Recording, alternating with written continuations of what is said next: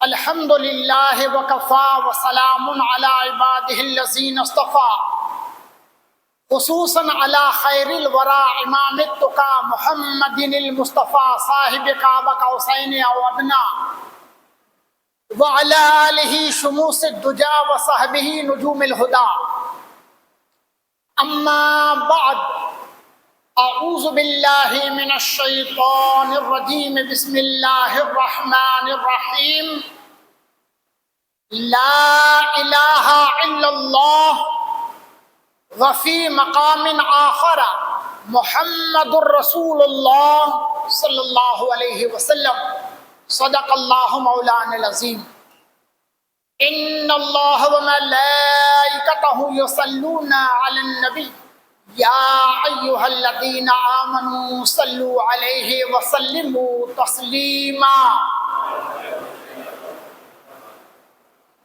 اللہم صلی وسلم وبارک علی سیدنا محمد قد ضاقت حیلتی ادرکنی یا رسول اللہ صلاۃ و سلام علیک یا رسول اللہ وعلی آلک و صحابک یا نبی اللہ صلی اللہ تعالی علیہ وسلم۔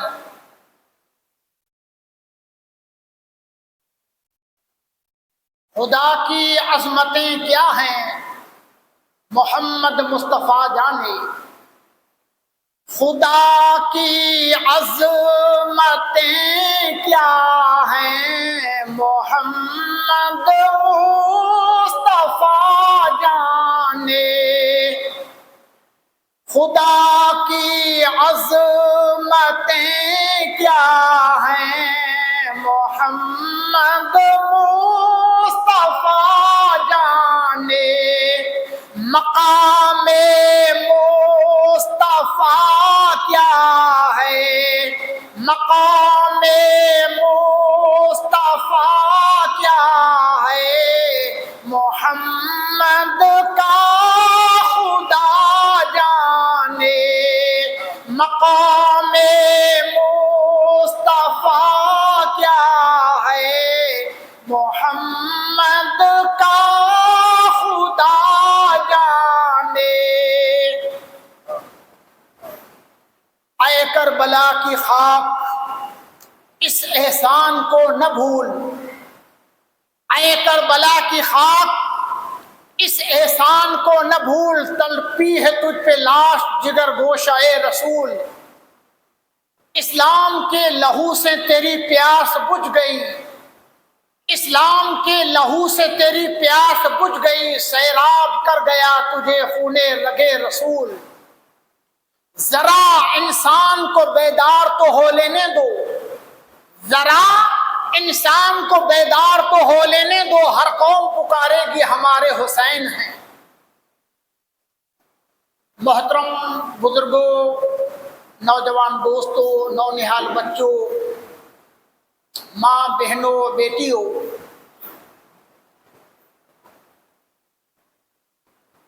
محرم شریف کے عشرہ اور محرم شریف کے خطابات کے لیے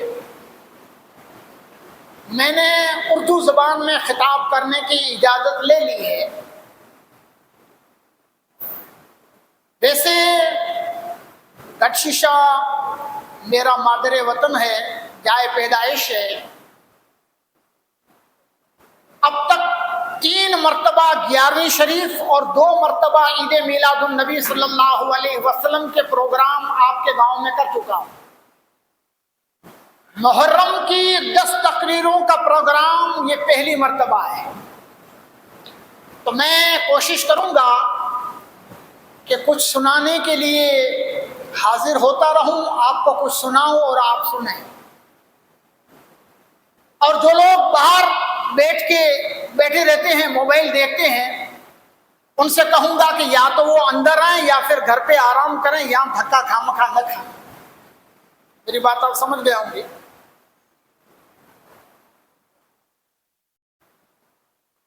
آج محرم شریف کا چاند شروع ہو گیا ہے، اور ہمارے پورے ملک میں ذکر حسین کی مجالس شروع ہو چکی ہے۔ آقا حسین نواسۂ رسول اہل بیت پاک کے ذکر خیر کی مجلسیں پورے ملک میں ہر جگہ شروع ہونے جا رہی ہیں۔ 1386 سال پہلے اسی ماہ مقدس محرم کی 10 تاریخ کو امام عالی مقام نے کربلا میں عظیم قربانی پیش کی۔ اس عظیم قربانی کو آج بھی دنیا سلام کرتی ہے۔ اپنے غیر بھی امام حسین کا نام لے کر ان کو سلام پیش کرتے ہیں، اس لیے کہ حسین اتنی عظیم قربانی کے مالک ہیں کہ سچائی کے لیے جھوٹ کے خلاف، ظلم کے خلاف صبر کا دامن تھام کر امام حسین نے جو کربلا میں قربانی پیش کی، دنیا اس کی مثال پیش نہیں کر سکتی۔ ایک مثال دوں میں آپ کو، ایک شخص انسان 20 سال کی عمر میں اس کی شادی ہوئی، سمجھنے کی کوشش کرنا، بات سمجھ میں آ جائے گی۔ نارمل حالات میں 20-22 سال کی عمر میں آدمی کی شادی ہوتی، 40 سال تک کوئی اولاد نہیں ہے۔ 40 سال کی عمر میں اللہ پاک نے پہلا بیٹا عطا کیا۔ شادی کے 18-20 سال تک ظاہر بات ہے بڑی دعائیں مانگی ہوگی، نہ جانے کتنی منتیں کی ہوں گی، کتنے بزرگوں کی دعاؤں کا آسرا لیا ہوگا، کتنی جگہ مزارات پر حاضری دی ہوگی۔ اللہ پاک نے 18-20 سال کے بعد اس کو بیٹا دیا۔ اگلے 20 سال میں یہ بیٹا جوان ہو گیا، باپ 60 برس کا ہو چکا ہے۔ 20 سالہ جوان بیٹا ماں باپ کے بڑھاپے کا سہارا، اپنی زندگی کے آخری ایام کا آسرا، اور ماں باپ بڑی توقعات اور بڑی امیدیں وابستہ کر کے بیٹھے ہیں۔ ایک ہی بیٹا ہے، بڑھاپے کا سہارا ہے، باپ 60 برس کا ہو چکا ہے، بیٹا 20 سال کا جوان ہے۔ اچانک ایک حادثہ ہو گیا اور نوجوان اکلوتا بیٹا چل گیا، چل بس انتقال ہو گیا۔ کہتے ہیں اگر تو صاحب اولاد ہوگا تجھے اولاد کا غم یاد ہوگا۔ اولاد والے جانتے ہیں کہ اولاد کا غم کیا ہوتا ہے۔ کوئی باپ سے پوچھے 60 سال کی عمر میں جس کا 20 سالہ جوان بیٹا دنیا سے رخصت ہو گیا، اس پر کیا گزری ہوگی۔ باپ زندگی سے مایوس ہو چکا ہے، اپنے حال پر ایسا غم زدہ ہے، نہ زبان سے کوئی لفظ نکلتا ہے، نہ کوئی کسی بات کا خیال آتا ہے۔ اور ماں تو پھر ماں ہوتی ہے، ماں کہتی ہے مجھے دریا میں پھینک دو، کسی کنویں میں چھلانگ لگا دو، میری زندگی کا سہارا، ہمارے بڑھاپے کا آسرا دنیا سے چل بسا۔ اب اس جوان بیٹے کے جانے کے بعد ہماری زندگی کا کوئی مقصد نہیں۔ یہ حال نارملی ہوتے ہیں۔ رشتہ دار آئے، گاؤں والے جمع ہوئے، قبر کھودی گئی، کفن پہنایا گیا، غسل دیا گیا، نماز جنازہ پڑھی گئی اور دفن ودی ہو گئی۔ تدفین کے بعد ماں اور باپ جن کے آنسو تھمنے کا نام نہیں لیتے، ان کی بے قراری ایسی ہے کہ بیٹے کی یاد کسی طرح سے بھلائی نہیں بھولتی۔ 3 دن کے بعد زیارت ہوئی، رشتہ دار آئے، صبر کی تلقین کی، تسکین اور آشواسن دیا، لیکن جوان بیٹے کی موت، اکلوتا بیٹا زندگی کا بڑھاپے کا سہارا ایک ہی بیٹا، چلے جانے کے بعد ماں باپ کا کیا حال ہوتا ہے ہر کوئی سمجھ سکتا ہے۔ نتیجے کے بعد سب لوگ اپنے اپنے گھر چلے گئے، باپ اور ماں بیٹے کی جدائی میں رات اور دن بے قرار ہے، نہ کھانے کا لقمہ پیٹ میں جاتا ہے نہ رات کو نیند آتی ہے۔ آہستہ آہستہ وقت گزرتا گیا، چہلم ہوتے ہوتے اب حال یہ ہے کہ یاد ہر وقت جو ستاتی تھی، رات اور دن جو آنسو بہتے تھے، اب تھوڑی یاد کم ستاتی ہے۔ چہلم تک یہ حال ہو گیا، 6 مہینے ہو گئے، یاد اور کم ہو گئی، 1 برس ہو گیا، اب کبھی کبھی یاد آتی ہے، کبھی کبھی یاد آتی ہے۔ برسی کے موقع پر ایصال ثواب کیا گیا۔ ذرا سوچو کہ جس بیٹے کی جدائی میں ماں باپ بے قرار تھے، کوئی دریا میں چھلانگ لگانے کو تیار تھا، کوئی کنواں میں جان دینے کو تیار تھا، جن کے آنسو تھمنے کا نام نہیں لیتے تھے، جن کی آہو فغاں آسمان سے باتیں کرتی تھی، 1 سال کے بعد یاد بہت کم ہو گئی،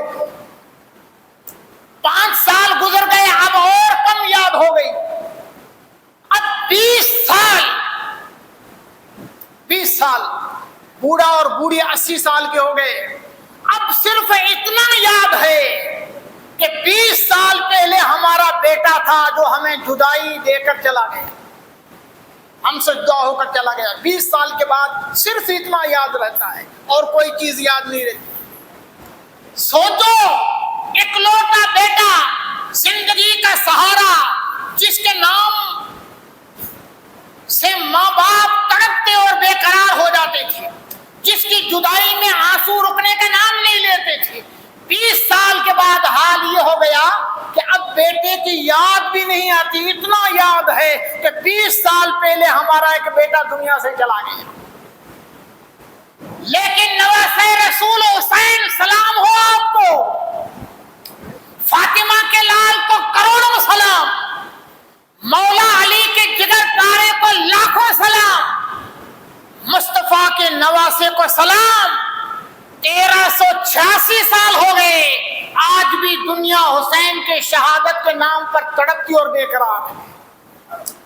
جب بھی محرم کا مہینہ آتا ہے، یاد حسین دلوں کو تڑپاتی ہے اور لوگ خون کے آنسو بہا کر کہتے ہیں حسین، ایسے لگتا ہے جیسے ابھی ابھی آپ کو میدان کربلا میں شہید کیا گیا۔ یہ ہے حقیقت امام عالی مقام امام حسین رضی اللہ تعالیٰ عنہ کی شہادت۔ دوستان محترم، 10 دن سلسلہ تقاریر جاری رہے گا، ہو سکے تو ٹائم دے کر تشریف لائیے۔ میں پوری کوشش کروں گا کہ آپ کو میدان کربلا میں لے جاؤں اور ایسے مناظر دکھاؤں کہ آپ نے شاید پہلے کبھی نہ دیکھے ہو۔ ایک مرتبہ درود پاک سنائیں، اللہم صلی وسلم وبارک علی سیدنا محمد قد ضاقت حیلتی ادرکنی یا رسول اللہ، صلاۃ و سلام علیک یا رسول اللہ وعلی آلک واصحابک یا نبی اللہ صلی اللہ تعالی علیہ وسلم۔ اہل سنت والجماعت کا دستور ہے، عشرہ محرم کی تقاریر کا ایک طریقہ اور سسٹم ہے۔ سب سے پہلے اللہ اور اس کے رسول صلی اللہ تعالی علیہ وسلم کا ذکر پاک ہوتا ہے، پھر خلفائے راشدین، آقا کریم صلی اللہ علیہ وسلم کے 4 خلفاء، حضرت ابوبکر، حضرت عمر، حضرت عثمان، مولا علی شیر خدا، ان کا ذکر خیر ہوتا ہے، اور اس کے بعد اہل بیت پاک کے فضائل اور ان کی شہادت کا ذکر پاک ہوتا ہے۔ میں پوری کوشش کروں گا کہ زیادہ سے زیادہ آپ کو کربلا کے حالات سناؤں، لیکن دستور کے مطابق آج میں نے پہلی تقریر کے لیے جو موضوع منتخب کیا ہے، آپ نے خطبہ میں سنا ہوگا، میں نے لا الہ الا اللہ محمد الرسول اللہ، یہ کلمہ بڑا ہے اور قرآن کے حوالے سے بڑا ہے۔ تو تھوڑا سن لیں کہ لا الہ الا اللہ محمد الرسول اللہ صلی اللہ علیہ وسلم، یہ پورا کلمہ قرآن میں ایک ساتھ کہیں نہیں ہے، ایک جگہ نہیں ہے۔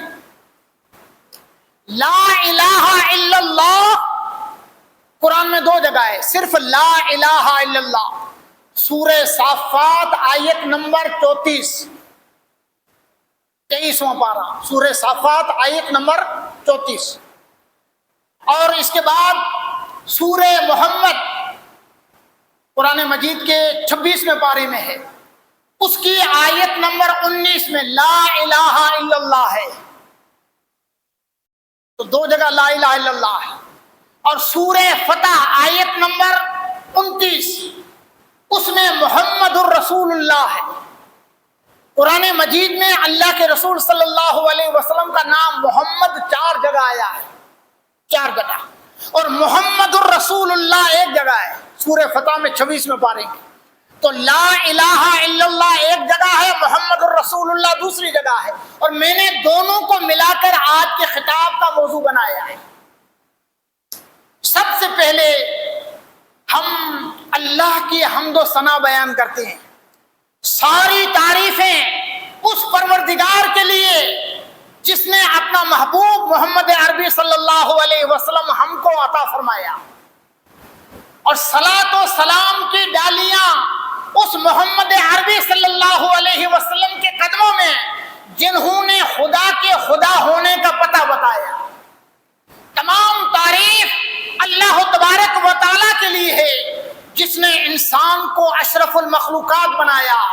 صلاۃ و سلام گنبد خضرا کے مکی پر جنہوں نے انسان کو مومن اور ایمان کامل کی دولت سے مالا مال فرمایا۔ حضرات، لا الہ الا اللہ اس کا معنی کیا ہے؟ اللہ کے سوا کوئی معبود نہیں، عبادت صرف خدا کی ہو، پرستش صرف خدا کو ہو، سجدہ صرف خدا کو ہو۔ اور سنو، اگر ایک شخص انسان مسلمان 1 کروڑ سجدے اللہ کو کرے، 1 کروڑ سجدے، اور ایک سجدہ کسی بت کے سامنے نمسکار کر کے کرے، اب اس کے 1 کروڑ سجدے بیکار ہیں، وہ مسلمان نہیں رہے۔ اس لیے کہ اسلام کی بنیاد ایکیشورواد، ایک خدا، لا الہ الا اللہ۔ اسلام شروع ہوا ہے لا الہ الا اللہ، نہیں ہے کوئی معبود اللہ کے سوا، تو عبادت کے لائق صرف رب ہے، عبادت صرف اس کی کرو، پوجا صرف اس کی کرو، اور کسی کی پوجا نہیں ہو سکتی، اگر کی تو اسلام سے گئے۔ لا الہ الا اللہ۔ قرآن مجید میں اللہ تعالیٰ ارشاد فرماتا ہے سورہ بقرہ، یا ایھا الناس اعبدوا ربکم الذی خلقکم والذین من قبلکم لعلکم تتقون۔ اللہ فرماتا ہے اے انسانوں، پوری مانو جاتی، پوری انسانیت کو اللہ فرماتا ہے۔ میری آواز آ رہی ہے سب کو کہ پردے پڑھتے ہیں؟ ٹھیک ہے نا؟ اے انسانوں، یا ایھا الناس، قرآن میں کہیں یا ایھا الذین آمنوا آتا ہے، اے مسلمانوں، کہیں یا ایھا الکافرون آتا ہے، اے کافروں، کہیں یا اہل الکتاب آتا ہے، اے یہود و نصارا، اور کبھی کبھی یا ایھا الناس، اے دھرتی پر آنے والے سارے انسانوں، اے دھرتی پر جنم لینے والے سارے انسانوں سنو، اللہ فرماتا ہے اے انسانوں، اعبدوا ربکم الذی خلقکم والذین من قبلکم لعلکم تتقون۔ عبادت صرف خدا کی کرو، پوجا صرف اس کی کرو جس نے تم کو پیدا کیا۔ اب کسی کے ذہن میں یہ آئے کہ ارے ہم کو تو باپ نے پیدا کیا ہے، ماں باپ نے پیدا کیا ہے، اللہ فرماتا ہے میں نے پیدا کیا۔ اللہ نے فرمایا سُوبُدُوا رَبَّكُمُ الَّذِي خَلَقَكُمْ وَالَّذِينَ مِن قَبْلِكُم، ہاں تمہارے دادا، تمہارے پردادا، تمہارے شکر دادا، یہاں تک کہ تمہارا سب سے پہلا دادا آدم کو اللہ نے فرمایا کہ میں نے پیدا کیا ہے. سب کو پیدا اللہ نے کیا. الذی خلق لکم یا ایھا الناس اعبدوا ربکم الذی خلقکم والذین من قبلکم لعلکم تتقون الذی جعل لکم الارض فراشا والسماء بناء. جس خدا نے تمہارے لیے زمین کو بچھونا بنایا، آسمان کو تمہارے لیے اوڑھنا بنایا، زمین کو بچھونا، آسمان کو اوڑھنا. وَأَنزَلَ مِنَ السَّمَاءِ مَاءً، اور آسمان سے تمہارے لیے پانی برسایا. فَأَخْرَجَ بِهِ مِنَ الثَّمَرَاتِ رِزْقًا لَكُمْ، اور اسی پانی سے زمین میں تمہارے لیے پھل اور تمہارے لیے روزی اللہ نے بنائی. یہ سارے احسان اللہ نے جتائے. فَلَا تَجْعَلُوا لِلَّهِ أَنْدَادًا وَأَنْتُمْ تَعْلَمُونَ. اے انسان تو جانتا ہے نہ یہ پتھر کچھ کر سکتے ہیں، نہ یہ جانوروں میں کوئی طاقت ہے کچھ کرنے کی، نہ دنیا کی اور کوئی چیزیں، چاند و سورج یہ بھی محتاج ہیں، تمہارا کچھ نہیں کر سکتی ہیں. صرف رب کی ذات ہے جس نے ساری نعمتیں تمہیں عطا فرمائی.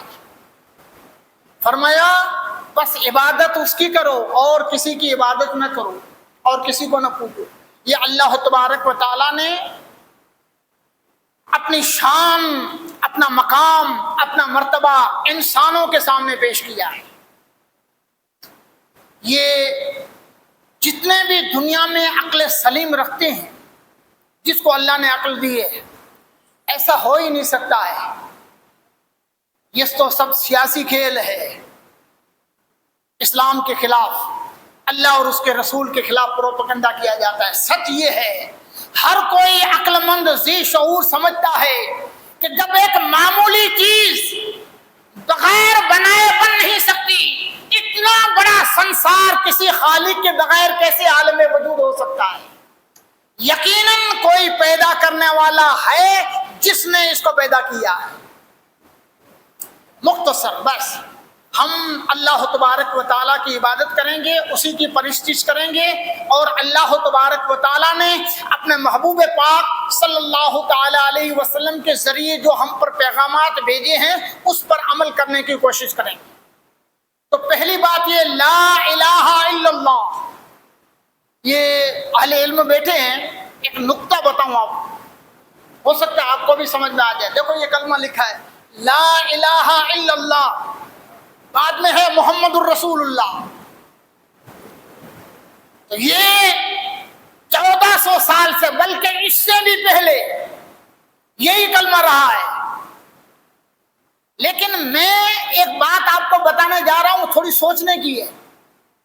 لا الہ کس نے اعلان کیا؟ اللہ کے رسول نے. لا الہ الا اللہ کس نے کہا؟ ہمارے نبی نے. محمد الرسول اللہ کس نے کہا؟ اللہ نے. لا الہ الا اللہ یہ مصطفیٰ کا اعلان ہے، نبی کا ڈکلیریشن ہے. محمد الرسول اللہ یہ اللہ کا اعلان ہے، اللہ کا ڈکلیریشن ہے. سمجھ میں آتی ہے بات؟ اب پہلے کیا ہونا چاہیے؟ اللہ کا اعلان پہلے ہونا چاہیے کہ نبی کا؟ اللہ کا مرتبہ بڑا ہے تو اللہ کا اعلان پہلے ہونا چاہیے. محمد الرسول اللہ لا الہ الا اللہ بعد میں، ایسے ہونا چاہیے. لیکن اہل تصوف اور عشاق جو عاشق ہیں وہ کہتے ہیں کہ اگر محمد الرسول اللہ اور لا الہ الا اللہ اگر کلمہ ایسے بنایا جاتا تو اللہ اور محمد کا نام جدا جدا ہو جاتا. دیکھو محمد الرسول اللہ تو محمد یہ جگہ پر، اور لا الہ الا اللہ اللہ لاسٹ میں، محمد وہ چھیڑے پر، اس جگہ پر، اللہ اس طرح جگہ پر. اور لا الہ الا اللہ بنایا تو دونوں جگہ دونوں نام ساتھ میں آ گئے. پہلا حصہ اللہ پر پورا ہوا اور دوسرا حصہ محمد الرسول اللہ محمد سے شروع ہوا. تو اللہ نے چاہا کہ جہاں میرے نبی کا نام ہو اس کے ساتھ ہی رب کا بھی نام. یہ آدم علیہ الصلوۃ والسلام جنت سے دھرتی پر آئے تو ان سے جو لغزش ہوئی تھی نا، لغزش کا معنی علم والے سمجھتے ہیں، ہماری دیسی بھاشا میں بھول، گناہ نہیں، لم نجد لہو عزما، قرآن نے گارنٹی دی ہے کہ آدم علیہ السلام کو گناہ کا ارادہ نہیں تھا۔ دوسری جگہ قرآن کے فَأَزَلَّهُمَا الشَّيْطَانُ، شیطان نے دونوں کو پھسلا دیا۔ آدم اور حوا کا گناہ کا ارادہ نہ تھا، شیطان نے پھسلا دیا، ان کو زمین پر آنا پڑا۔ 300 سال ایک روایت کے مطابق 300 سال تک روتے رہے۔ آدم علیہ السلام سری لنکا میں اترے تھے، سیلون میں۔ آج بھی ایک پہاڑ ہے، آپ موبائل میں دیکھ لینا، گوگل، ایڈمز ماؤنٹ۔ آج کل اس کا نام بدل دیا ہے، اس کا پورا حساب کتاب بدل گیا ہے، لیکن ایڈمز ماؤنٹ، آدم علیہ السلام دھرتی پر پہلے اترے۔ لگ بھگ 7.5 فٹ کا پیر کا نشان جو آدم علیہ السلام نے دھرتی پر پہلا قدم رکھا تھا آج بھی موجود ہے۔ آدم علیہ السلام پہلا قدم سری لنکا میں، اور حضرت حوا کو اللہ پاک نے جدہ میں اتارا، یعنی جنت سے تو اترے لیکن دونوں الگ الگ، اور 300 سال کے بعد میدان عرفات میں دونوں کی ملاقات، میدان عرفات میں، اور 300 سال رونے کے بعد یاد آیا